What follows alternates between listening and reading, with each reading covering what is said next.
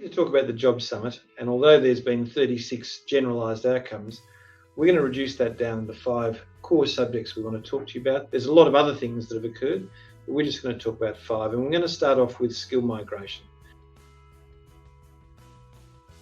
We've seen the government commit to an extra 25,000 jobs. It's 195,000 skill migration within a year. Problems with that though, Nina, aren't there really?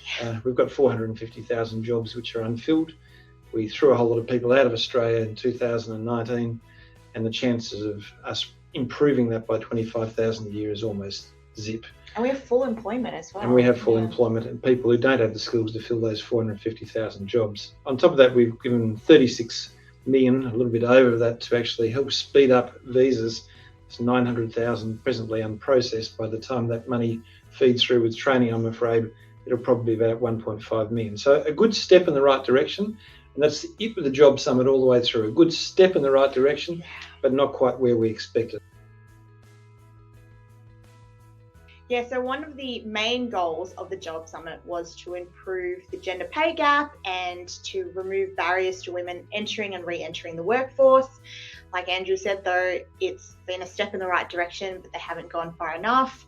There's been no discussion of childcare or paid parental leave, although they're going to improve the unpaid parental leave. Real step back from the election days.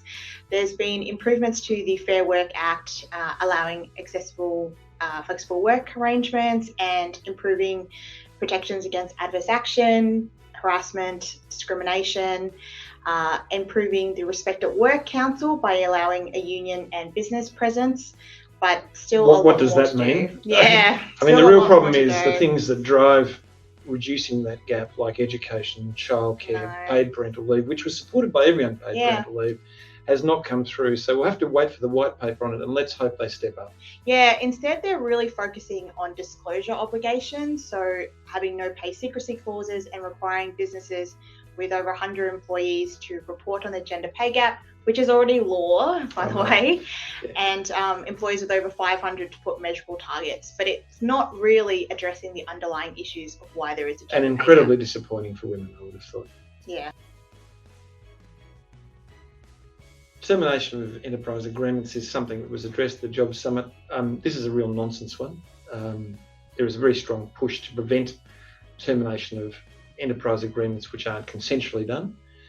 There's only about 4 or 5 that have actually occurred over the last 3 years in protracted and difficult industrial disputes. The change is likely to be to make sure that employees are not worse off from the termination of the enterprise agreement. That's a bit of a problem when we're dealing in a disrupted society where the capacity to pay can diminish very rapidly by the consumers and the supply chain. But let's wait and see for that. It's really a nonsense, and it's one that wouldn't have existed at all except for the New South Wales government. It's just blown up. Let's thank the New South Wales government for that. So the big item where all parties are in consensus is the simplifying of the Brute test. So the government have said they will make it fairer and simpler, but we don't know yet what that's going to look like. It'll be really interesting if it's going to be any similarities between the no disadvantage tests, but it will be a great thing for employers and employees and will increase enterprise bargaining, specifically for small businesses who haven't been able to really access it before. And it's worth understanding the better off overall test effectively means that you've got to be equal to or better off than everything under an award, which has made enterprise agreements completely inflexible since they brought it in. Yeah. We'll have to wait again for the white paper on this, Nina, to see whether this is a real effort to make things work. But at the moment, organisations need to be able to work flexibly around people planning. Yeah. And if they don't permit that, then it's a waste of time. Especially in this day of age with all the supply costs increasing and everything else. Yep. Okay, Nina, the last thing that we're really talking about is the multiple employee enterprise agreements. This is something that's being agitated by the unions. The idea is that it will become attractive for small businesses to connect into other employer-based agreements. It is absolute rubbish. It came in a few years ago and nobody took it up. They're going to make it easier to do. But how does that increase flexibility and engagement? Yeah. It doesn't. What it actually does is increase the union intervention within workforces.